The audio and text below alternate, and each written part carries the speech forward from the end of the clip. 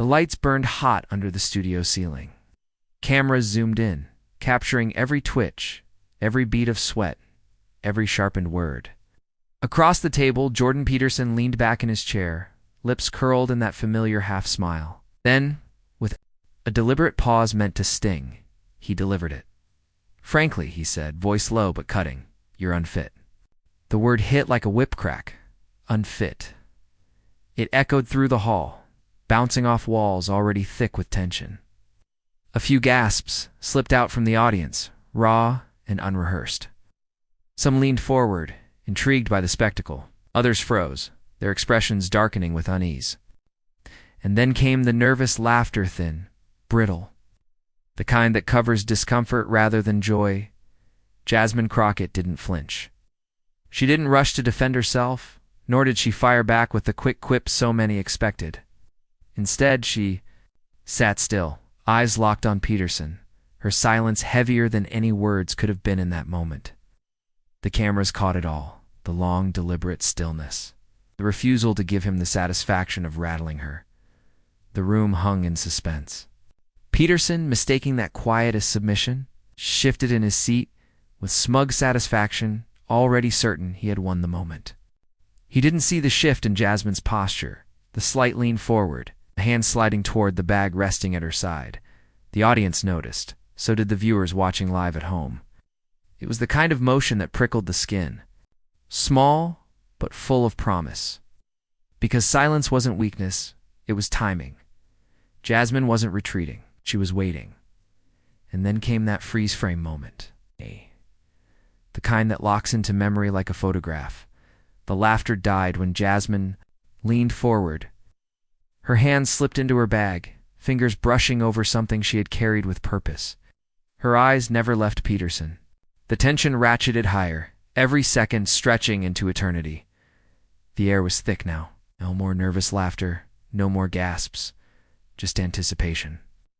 Everyone knew something was about to happen, something that would break the spell of Peterson's insult and reshape the entire debate, and what she pulled out next would flip the entire debate upside down.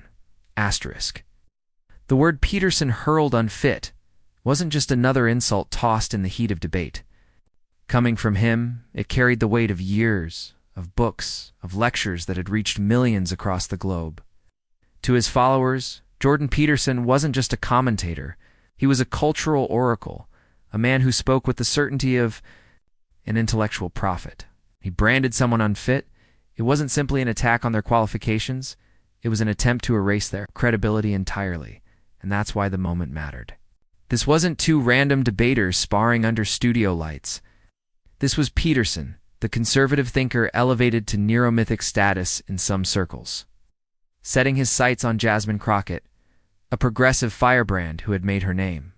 By speaking truth without apology, he represented the establishment intellect, polished, privileged, steeped in tradition. She represented a new kind of voice, raw, unapologetic, forged in the reality of communities too often left voiceless. The stakes weren't just personal, they were generational. For Peterson, credibility came from credentials and control.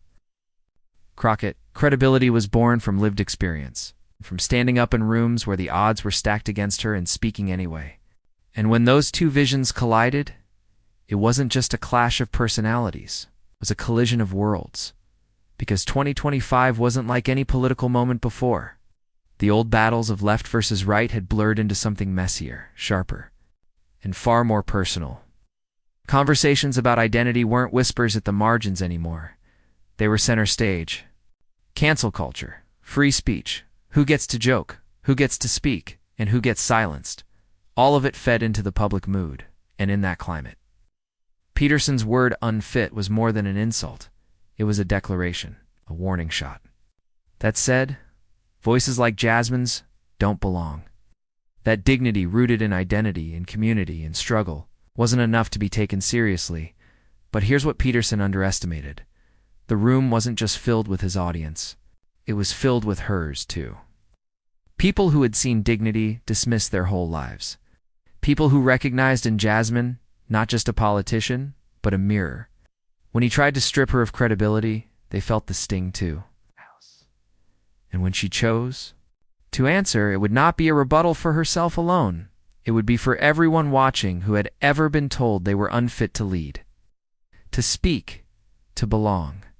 This wasn't just a debate. It was a battle over who gets to define credibility in America. Was it the old guard, armed with credentials and condescension? Or was it the new voices, carrying truths too sharp to ignore? And Jasmine was about to prove that credibility speaks. For itself, Jordan Peterson didn't rise to prominence by accident. For years, he built his reputation as the calm, clinical voice of reason in a world of noise. He positioned himself as the antidote to what he called chaos, a champion of free speech, a defender of so-called truth against the tyranny of political correctness. His words, sharp and deliberate, traveled across continents, filling lecture halls, dominating podcasts, and inspiring a fervent base who saw in him a cultural warrior. Well, to his admirers, Peterson wasn't just a professor, he was a prophet. But behind that polished veneer of intellectualism lay something else, a darker edge. For every speech about liberty, there was a sneer aimed at those who challenged the status quo. For every defense of truth, there was a dismissive hand waved at uncomfortable realities faced by marginalized communities. He wrapped his arguments in the language of philosophy, but the subtext was always clear. Some voices, in his view, carried less weight. Some people, no matter their lived struggles, were weak, hysterical, or, in Jasmine Crockett's case, unfit. The contradiction was glaring, yet Peterson wore it like armor. He could champion free speech on one stage, only to mock and belittle those who used that same freedom to call out injustice on another. His entire persona thrived on provocation, on the thrill of knocking down what he painted as fragile arguments from the progressive side. And every time he did, his followers cheered louder, convinced their intellectual hero had dismantled another opponent with sheer brilliance. But what many missed was that Peterson's brilliance often rested on arrogance, the assumption that his opponents would always falter under the weight of his condescension. He had grown accustomed to setting the terms of debate, to defining the boundaries of what was reasonable and what was ridiculous. If someone pushed back, he leaned harder, piling on layers of smug laughter and pseudo-clinical explanations, until the opposition looked overwhelmed, outmaneuvered, and small. This was the strategy he brought into the room with Jasmine Crockett.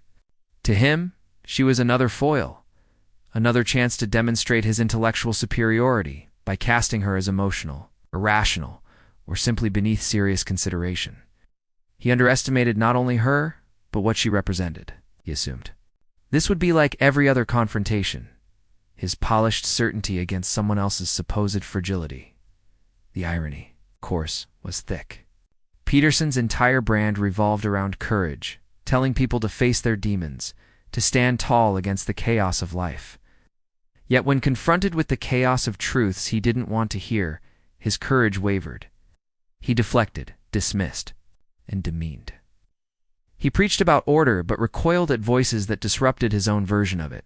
And it was in that hypocrisy that his villainy truly revealed itself. Because while he claimed to fight for universal values, his battles were always selectively waged. Free speech, yes, but only when it echoed his worldview. Truth, yes, but only the truths that made him comfortable. Credibility, yes, but only for those who already looked and sounded like him. Peterson thrived on underestimating his opponents. It wasn't just a habit, it was a reflex. The smirk, the chuckle, the raised eyebrow, all of it was part of the theater of superiority he perfected. He believed the performance itself would disarm anyone across from him, and to his credit, it often had. Many had stumbled, many had faltered, many had left the stage looking diminished by the encounter. But Jasmine Crockett wasn't like the others. She didn't flinch. She didn't retreat. She listened. She watched. She carried the weight of communities Peterson had long ignored. I know. And unlike those who tried to spar on his terms, she was prepared to flip the script entirely. Peterson didn't. See it coming? Why would he? In his mind, he had already won the moment the word unfit left his mouth. He believed his reputation, his cadence, his authority would be enough to carry the day. That's the thing about arrogance. It blinds even the sharpest mind to its own vulnerability, and so Peterson's certainty sat there, gleaming like a crown. His followers saw confidence. His critics saw condescension. But all of them were about to see something else. It's because while Peterson stood tall in his intellectual armor, believing it impenetrable, he had overlooked the simplest truth of all. Arrogance isn't unshakable. It cracks, and under the right pressure, it shatters. But his certainty would unravel in front of millions. Jasmine Crockett's story didn't begin under the bright lights of a televised debate stage. It began in neighborhoods where resilience was a daily necessity, where dignity wasn't handed out, but fought for, where voices like hers were often dismissed before they were even heard. She knew what it meant to walk into rooms where the odds were stacked and still insist on being counted. Hers wasn't the path of privilege or ivory tower lectures. It was the path of grit, of scars earned, of persistence sharpened against walls built to keep people like her out. Long before Jordan Peterson called her unfit, others had tried to label her too loud, too angry, too unapologetic, too unwilling to play the polite games of politics. But Jasmine wore every insult like a badge of honor, because what they called too much was exactly what her community needed. Someone unwilling to shrink so that others could feel comfortable. Her authenticity was her power. She didn't traffic in theories spun from textbooks. She spoke truths rooted in lived experience. She had seen injustice up close, felt its weight, and refused to let it define her. Her rise was never guaranteed. Every step demanded sacrifice. She fought for education, fought for opportunity, fought for the right to speak, not just for herself, but for the silenced voices she carried with her. Each courtroom she stood in, each committee hearing she braved, each debate she endured, all of it sharpened her into something rare. A leader who didn't just speak at people, but with them, through them, for them. She was more than a politician. She was a vessel of stories too often erased. A reminder that progress is built not by the privileged alone, but by the persistence of the overlooked. And it was this grounding, this unshakable connection to her roots that set her apart from men like Peterson, where his arguments were theories polished in lecture halls. Hers were lived truths forged in the fire of struggle. When he spoke about order, she remembered the chaos of systemic barriers. When he sneered at fragility, she remembered the strength it took just to keep going in a world that doubted her at every turn. Where he dismissed voices as weak, she saw courage in every marginalized face that still dared to demand dignity. Her reputation had been built the hard way, through debates where she refused to back down, through interviews where she refused to be cornered, through every moment when silence would have been safer, but truth was necessary. People watched her and saw not just a politician but a fighter, someone who didn't bend to mockery, someone who didn't bow to condescension. She came armed not just with facts, but with moral fire, and that combination intellect fused with conviction made her dangerous to those who thrived on belittling their opponents. For Jasmine, every platform was an extension of a greater mission. She wasn't chasing fame. She wasn't chasing applause. She was carrying something larger than herself, the voices of her ancestors, the pride of her community, the dignity of those who had been told their place was on the margins. She didn't just carry a name into that room, one supporter once said. She carried stories, history, and dignity. That was the truth. Every time she stood tall, she stood with generations behind her. Every time she spoke, she was not just defending herself, but declaring, "We belong."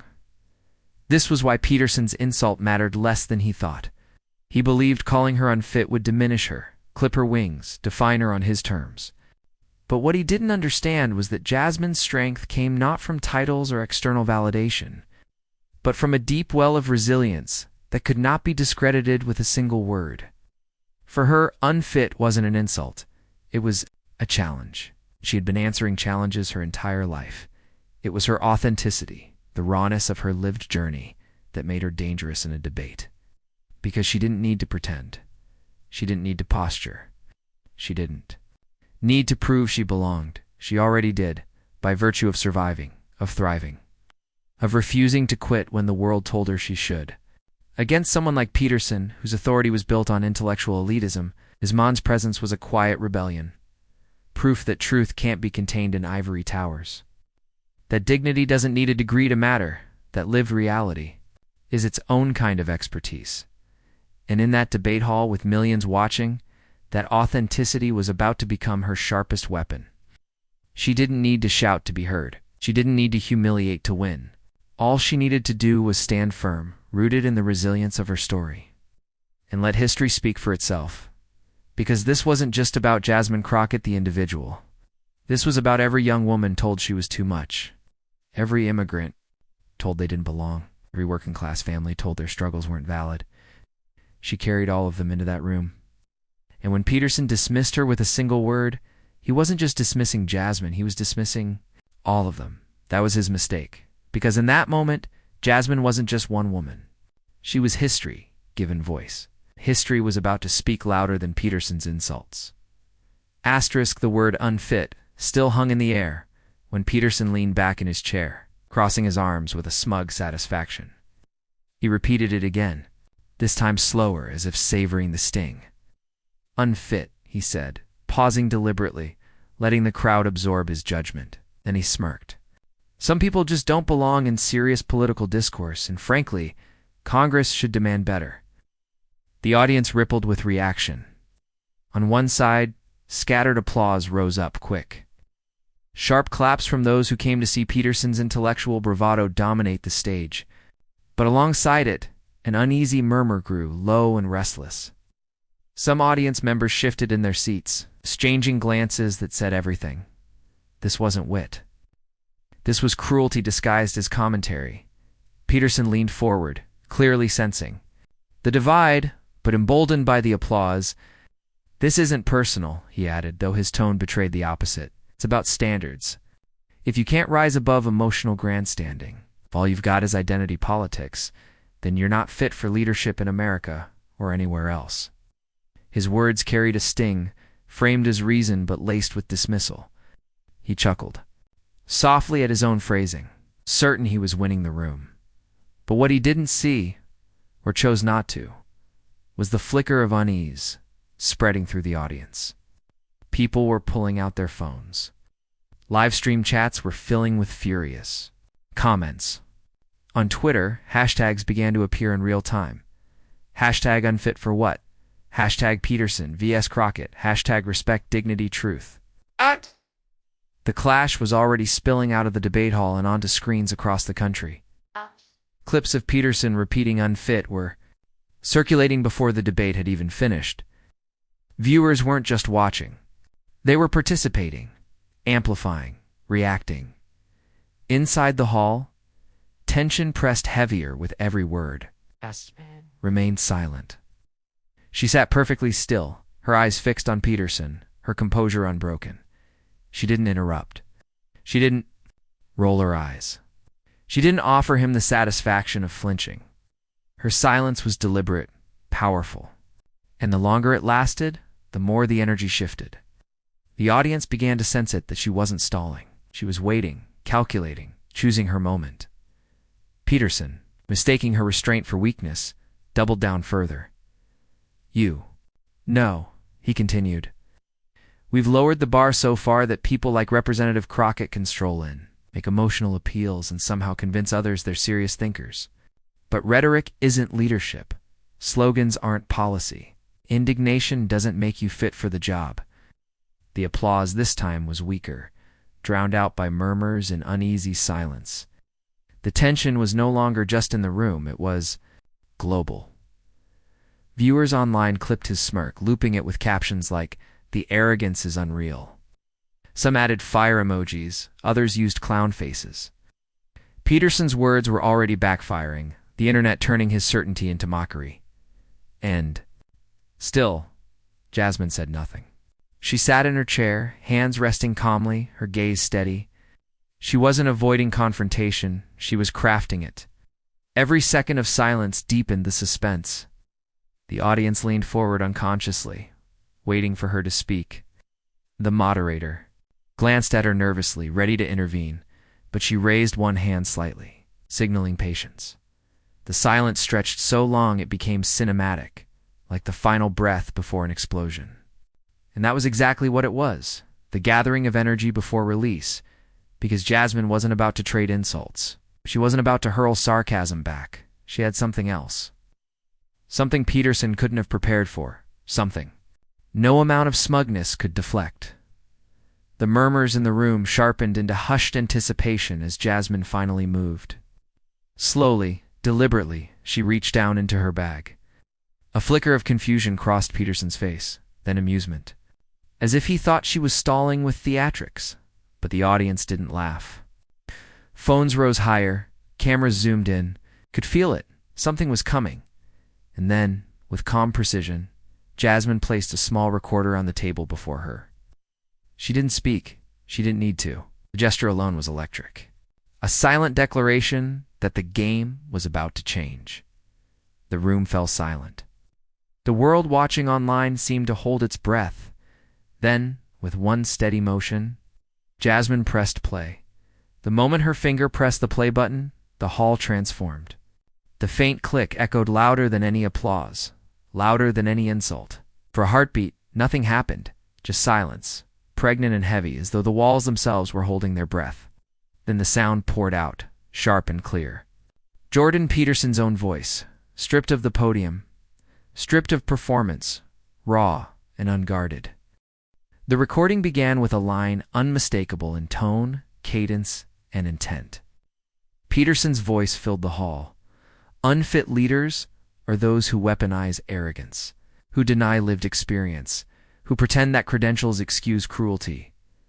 The words weren't decades old. They were recent, pulled from an interview that had circulated quietly online, but never made front-page news. His own definition of unfit, and it sounded eerily like the arrogance he had just displayed toward Crockett. The crowd froze, stunned. Then came the first ripple, gasps, sharp intakes of breath cutting through the silence. Heads whipped toward Peterson, eyes wide, expressions caught between disbelief and delight. Phones shot higher into the air, red record lights glowing like fireflies, capturing every syllable for the digital world waiting beyond the walls. Crockett sat steady, unflinching, her eyes fixed not on Peterson but on the audience, as if to say, "Listen closely. The truth is right here." The recording continued. Peterson's voice sounding almost prophetic now, indicting himself in real time. When you dismiss voices that challenge your perspective, when you call people names rather than engage their arguments, that's intellectual weakness. That's unfit. The hall erupted. Applause thundered. Cheers tore through the tension. And laughter this time. Joyous, liberating laughter rolled over the room. People stood, clapping, whistling, shaking their heads in disbelief at the poetic justice unfolding before them. It wasn't Crockett's words exposing Peterson, it was his own, weaponized against his arrogance. Peterson's face drained of color. He shifted in his chair, his usual composure cracking. His fingers tapped nervously on the armrest. His mouth opened as if to speak, but no words came out. He blinked rapidly, struggling to assemble a rebuttal, but every attempt collapsed under the weight of his own recorded voice. He reached for a water bottle, unscrewing the cap with shaking hands, hoping the pause would give him time to recover. But the damage was done. Crockett let the recording play on, giving no interruption, no added commentary. She didn't need to. The contrast between his smug dismissal moments earlier and his damning words now was more powerful than any counter-argument. She leaned back slightly, calm, regal, letting the truth echo. Finally, as the recording ended, the applause surged again. Louder, longer, unstoppable. People stamped their feet, a standing ovation breaking out across the hall. The moderator, visibly caught between shock and awe, struggled to regain control of the debate stage. Cameras zoomed in on Peterson's shaken face. Capturing the precise moment, arrogance collapsed into humiliation. But the story didn't end there. Outside the hall, the internet detonated. Within minutes, clips of the moment flooded Twitter, X, TikTok, Instagram, YouTube. One video was captioned, "He called her unfit. She pressed play. Game over." Another, #Peterson exposed in 4K. The hashtags trended globally. Hashtag unfit for hypocrisy, hashtag Crockett clapback, hashtag mic drop of the year on TikTok. Remixes appeared almost instantly. One set Peterson's unfit remark to dramatic music, followed by the recording playing with a bass drop. Another looped his fumbling silence, overlaying clown horns. Twitter memes compared him to magicians who accidentally reveal their own tricks. Instagram Reels captured audience reactions, jaws dropping, hands flying to mouths. People turning to each other in disbelief. Millions watched, rewatched, shared, and stitched the moment. For progressives and identity pride audiences, it was more than entertainment. It was vindication. The intellectual giant who belittled others was undone by his own words. While a woman he tried to dismiss stood taller than ever, the symbolism was irresistible. Back in the hall, Peterson attempted recovery. He leaned toward his microphone, voice faltering. "This is out of context," he began, his usual sharpness replaced by defensive stammering. "I was referring to a different situation. The audience didn't buy it." Laughter cut him off. His explanation dissolved into the noise, drowned out by cheers for Crockett. The louder he tried to defend himself, the clearer it became. He had lost control of the stage, the narrative, and the crowd. Crockett finally spoke, her voice calm, steady, cutting through the chaos like a knife. "Unfit, Professor Peterson," she said, each word deliberate, "is dismissing people without listening. Unfit is talking down to communities you've never lived in. And unfit is forgetting that your own words matter, even when you think no one is keeping receipts." The audience roared. It wasn't just applause, it was catharsis.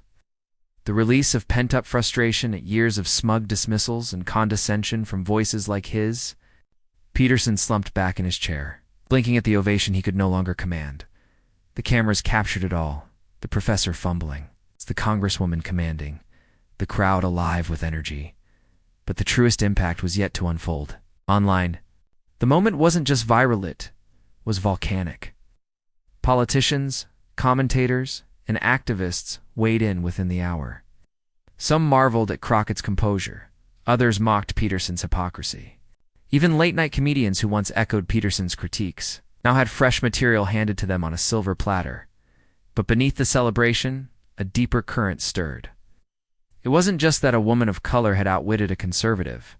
Intellectual heavyweight it was that she had exposed in real time the hypocrisy at the heart of dismissive power. She had shown that truth doesn't always roar, it sometimes presses play. And while Peterson's silence echoed across the stage, the true story was already being written, not in the debate hall, but in the millions of conversations sparked. That night, because the real story wasn't Peterson's silence, it was the firestorm the recording unleashed. The moment Jasmine Crockett pressed play didn't just end a debate, ignited a cultural firestorm. By the time the debate hall lights dimmed and the cameras stopped rolling, the internet had already crowned a victor.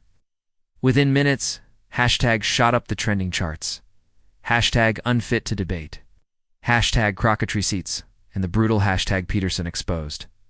They weren't just trending in the US, they were global, spreading across continents as millions replayed the mic drop moment. On Twitter X, the clips circulated at dizzying speed. One short clip, captioned, "He called her unfit. She brought receipts." End of story, racked up over 1 million views within an hour. Another post stitched Peterson's face as he heard his own words with a slow zoom, and the caption, "Win." The professor gets schooled by his own lecture notes. Likes, retweets, and stitches multiplied. And soon the debate wasn't about policy or theory, it was about the undeniable spectacle of Peterson's unraveling. TikTok became a theater of creative retribution. Teens remixed the recording with dramatic sound effects, turning Crockett's calm play of the clip into a cinematic trailer. One popular edit layered her pressing play with the iconic Thanos snap, instantly captioned, "And just like that, Peterson turned to dust." Others used the audio for comedic lip syncs, standing in front of mirrors with captions like, "When your boss calls you unfit, but you've got their emails saved." The sound went viral. repurposed as a symbol of poetic justice in everyday life. YouTube Shorts amplified the storm. Clips titled, "Crockett Destroys Peterson with His Own Words" pulled in hundreds of thousands of views in hours. Reaction videos popped up overnight. Progressive creators praised Crockett's poise, while even centrist commentators admitted the moment was devastating. Conservative influencers scrambled to frame it differently, claiming context. But their uploads paled in reach compared to the tidal wave of content celebrating Crockett's composure. Mainstream media couldn't ignore it. Morning shows played the clip in their opening segments. CNN and MSNBC ran panels asking what this meant for Peterson's credibility, while even Fox News, though defensive, had to acknowledge the virality of the moment. Columnists penned think pieces about the power of digital receipts, how one audio clip could flip an entire debate narrative. Politicians joined the fray. Progressive leaders lauded Crockett as a truth-teller who gave voice to those tired of being dismissed as unfit. One senator tweeted, "Crockett didn't just clap. Bakshi reminded America that dignity is its own credential." Activists shared the clip in group chats, rallies, and WhatsApp chains, framing it as proof that arrogance could no longer go unchecked. Her words, "unfit is forgetting your own words matter," were screen printed on signs, posted in Instagram stories, and even started appearing on merch websites overnight. Even celebrities chimed in. A late-night comedian rewrote their monologue to roast Peterson, joking, "Imagine being a professional speaker and getting destroyed by your own speech." Musicians shared the clip. Athletes reposted it. Actors called Crockett fearless. The cultural snowball grew too big for anyone to ignore. Yet it wasn't just entertainment, it was a shift in tone. Crockett's restraint, her timing, and the devastating simplicity of pressing play resonated with people beyond the political echo chamber. To many, it symbolized what it felt like to finally confront arrogance with truth. Activist groups adopted the moment as a rallying cry, using it to mobilize volunteers, donations, and campaigns. "Receipts don't lie," one organization declared, using Crockett's mic drop as the centerpiece of a voter outreach campaign. For Peterson's supporters, the night was damage control. Some tried to argue context, claiming the recording was misinterpreted. Others doubled down, saying his humiliation proved the hostile environment. Conservatives faced in debates. But even within those circles, there was unease. The clip was too clean, too perfect, too inescapable. His stumble had crystallized into a meme, one that would follow him long after the applause had died down. Meanwhile, Crockett's profile soared. Overnight, she went from a rising progressive voice to a national figure commanding headlines. Her social media follower count spiked by hundreds of thousands. Journalists requested interviews. Activists invited her to speak at rallies. She wasn't just a participant in a debate anymore. She was the face of a moment, symbol of dignity, standing tall against intellectual arrogance. But beneath the memes, the applause, and the trending hashtags, something more profound lingered. It wasn't just about one debate or one clapback. It was about who got to decide what counted as fit to lead, to speak, to represent America. Peterson had tried to gatekeep with credentials and disdain. Crockett had answered with authenticity, lived experience, and a recording that exposed hypocrisy. And in that contrast, millions saw more than entertainment. They saw a reflection of their own struggles, their own worth, their own stories dismissed by those who claimed authority. For the first time in a long time, many felt that truth had not only spoken, it had won. Beneath the noise, something deeper was shifting in America's soul. When the storm of applause finally subsided, Jasmine Crockett didn't raise her voice, didn't gloat, didn't revel in her opponent's silence. Instead, she leaned into the microphone and reframed the entire clash. This was never about one insult or even one debate stage. It wasn't about her versus Jordan Peterson. It was about something larger, something that had shadowed American conversations for years. "This isn't about me being fit or unfit," she began, her tone steady, her words carrying weight. "It's about the way truth gets dismissed when it comes from voices people don't expect to hear it from." In that moment, The contrast sharpened. Arrogance versus dignity. Elitist dismissal versus lived authenticity. Peterson had built his reputation on clever phrasing, on being the intellectual giant who towered over his opponents. But Crockett's power came from a different source, not academic theories, not clever turns of phrase, but from carrying the voices of those too often ignored. Her strength wasn't in domination, but in dignity.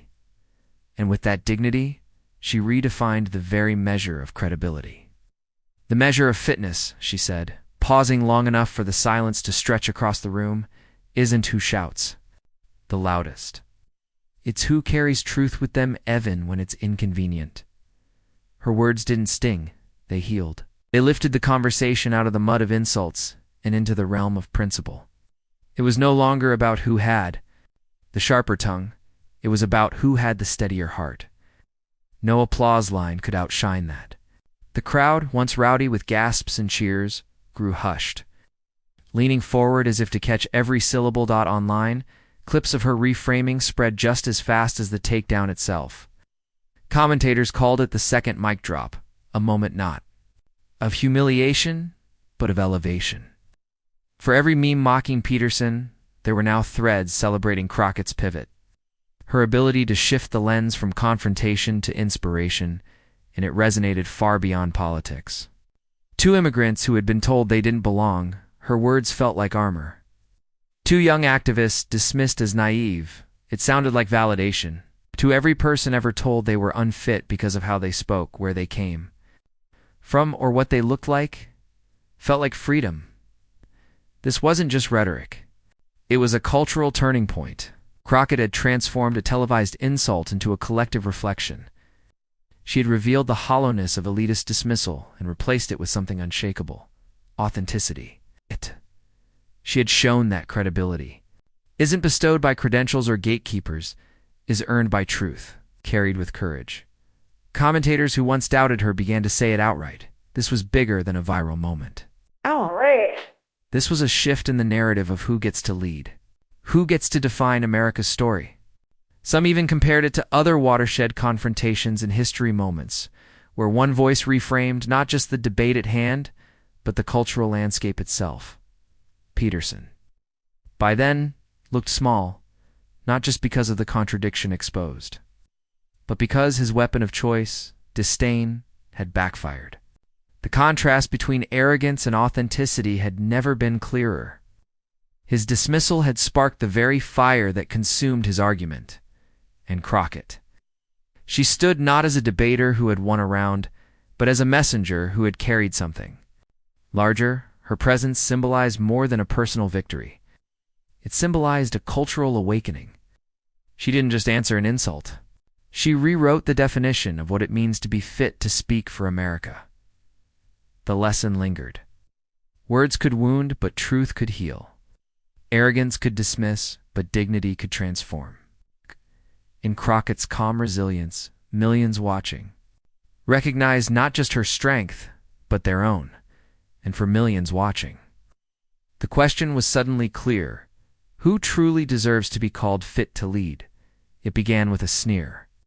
Jordan Peterson leaned into his signature style, dismissive, and sharp, branding Jasmine Crockett as unfit. For a moment it felt like the old script playing out the powerful defining who mattered and who did not. But then history shifted. Crockett reached into her bag, pressed play, and the weight of Peterson's own words filled the room. What followed wasn't noise, wasn't laughter, it was silence. A silence that spoke louder than any insult could. If you felt that silence, if you felt the surge of power that came when dignity stood taller than arrogance, you're not alone. Millions across the country shared that same jolt of recognition. It wasn't just about Crockett. It was about every person who's ever been told they don't belong, every voice pushed aside, every story dismissed. Her stand was validation proof. That truth, when spoken with courage, can shake the room and ripple far beyond it. And this is where you come in. Because these moments don't end when the cameras cut or the applause fades. They grow when we carry them forward, when we refuse to let arrogance define us and instead lift up the voices that tell the truth with fire and with dignity. So if you felt it, share this story, subscribe, and stay with us, because there will be more moments like this, more battles between arrogance and authenticity, and together we can make sure dignity always wins. Join the movement. Be part of the community that refuses to bow to dismissal, and that celebrates what's real, what's true, what's ours. Because in the end, the question remains, who decides who's fit? Tonight, we saw the answer. No, it wasn't Peterson.